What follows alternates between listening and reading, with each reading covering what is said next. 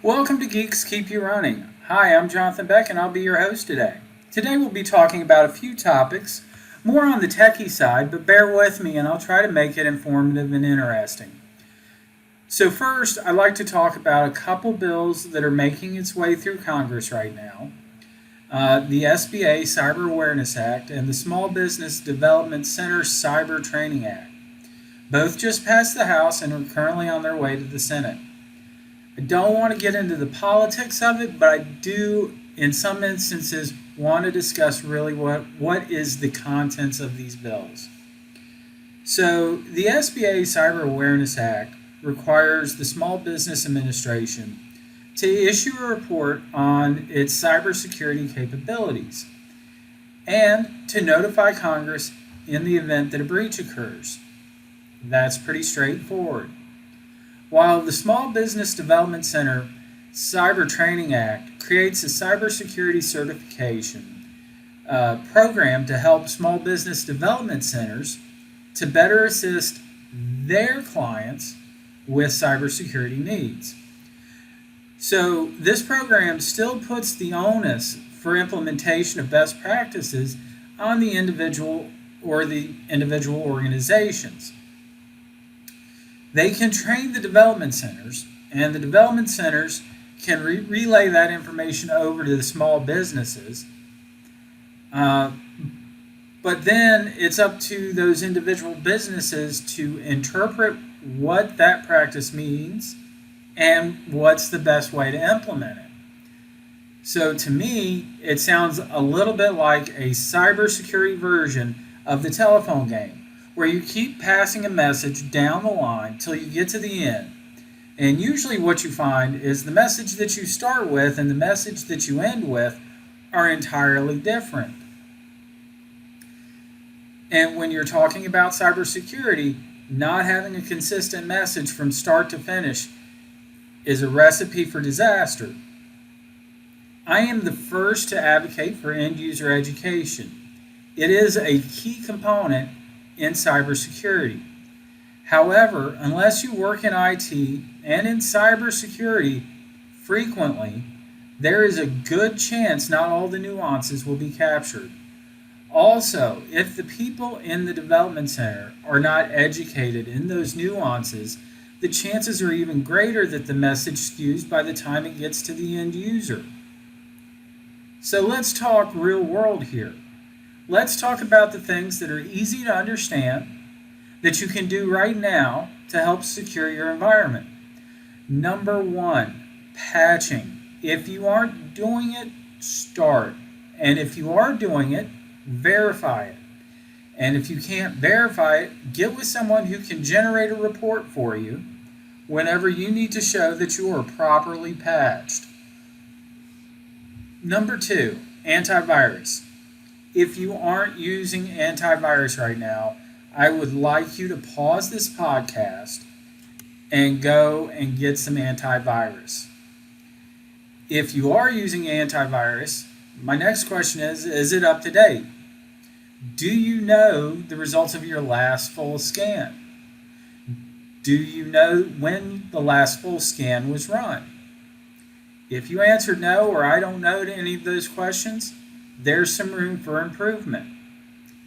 All right, number three, firewalls. No, not the one in your car or truck. This is a network firewall. It's a piece of hardware that sits between your internet connection and your network. Lots of sizing and feature options to choose from. For any business, you want a solution that has GeoIP filtering, content filtering, anti-malware, and other security features. What you don't want is something that is only doing an IP translation from your internet provider to your internal network. So let's look at it this way. Let's say your cable modem or internet circuit was your street address. Everybody who is driving by can see it from the road. Does that mean you want everyone driving by to come in, sit on your couch, and eat your snack foods and watch TV? No. Well, how do you stop them from coming in? Well, usually the door's locked. So think about it this way. Your house is your internal network, and in this example, the locked front door is the firewall. And only people who have keys or the ones that you directly let in can come in and sit on your couch, watch your TV, and eat your snack foods. I know what you're thinking here. That all sounds good for the office, but I've got a lot of remote workers. How do we secure them? Well, for the first two items we discussed, patch management and AV, have them update and report to a source that is available through the internet. For the firewall, there are a lot of options out there, including VPN connections back into your internal network. Also, you can educate your users on the security or lack thereof in public Wi-Fi. Look to use things like MiFi access points instead of public Wi-Fi. And if VPN is not an option for you or your remote workers, look at something like a zero trust solution. There are lots of options out there, which is another reason why I caution people on trying to tackle these items on their own without expert guidance. A final thing you can do is educate yourself and your users. Assuming these bills pass the Senate, there will be resources out there to get information. But what you need to know is there's information out there right now.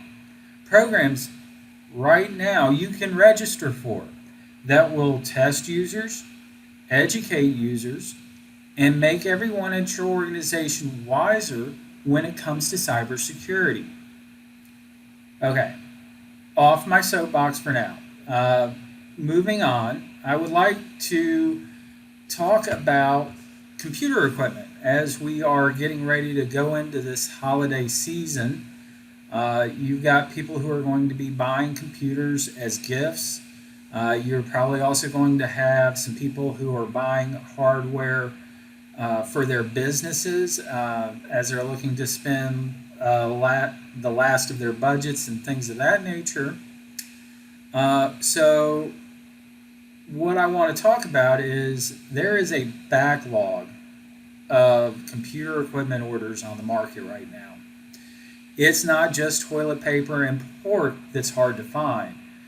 The chip shortage that started under COVID and now the logistical logjam on the seas is making IT equipment harder to come by. As a value-added reseller of many hardware solutions, I see lead times ranging from a few days up to several months, depending on the piece of hardware. You know, all this being said, does this mean that there is no hardware available? No, I am not saying that at all. What I am saying, though, is if you have a specific need or you're particularly loyal to a specific model or brand, you may end up having to wait a little bit longer than you originally thought for it. And in some instances, you may have to pay a little extra for it. As demand is currently outpacing the supply, prices are going to go up. It's really just that simple. So what are some things you can do to save a little time and hopefully some money? Number one, plan ahead. Don't order something today expecting it will be here tomorrow.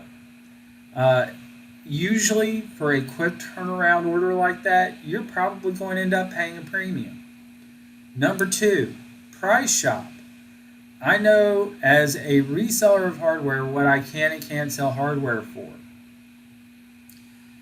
The other piece is the company that you're looking to buy this hardware from. Are they in it to just sell the hardware, or are they selling the hardware to hopefully sell you something else like services later on?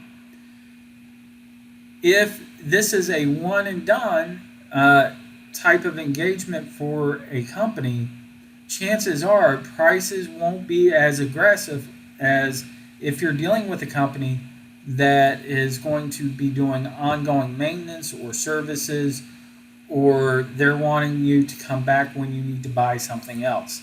You will likely get a larger discount or maybe some more aggressive features that you might not would have gotten before. So definitely shop around. Okay. Number 3, I think things will always work better in threes. You can kind of correct me if I'm wrong in the comments, but look for options. If you are that person that says, I'm only going to buy a Dell Latitude laptop, or I'm only going to buy a Lenovo ThinkPad,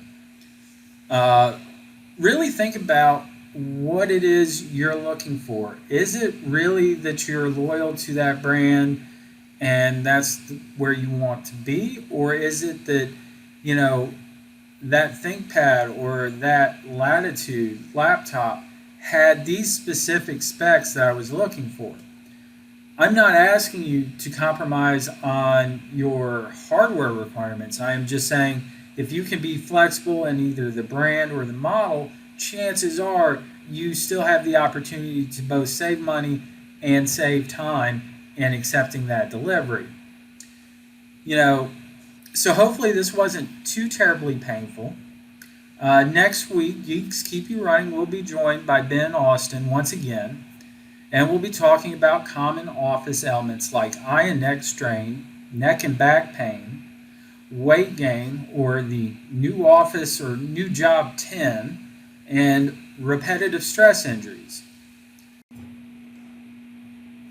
So, as a final thought of the day, I would encourage everyone to unplug from their screens for 10 to 30 minutes today. I want you to get up and go for a walk either around your house, your office, or go outside and go for a walk. It will do wonders for you. Getting away from your keyboard and get you moving. I like to go for at least a small walk every day during lunchtime at the office. It's a good way to recharge yourself for the remainder of your day. Everyone at Piedmont Technical Experts and Geeks Keep You Running would like to wish all the veterans out there a happy and safe Veterans Day. We look forward to seeing everyone back for our next podcast, and be on the lookout for our Friday Thought of the Day. Have a great day.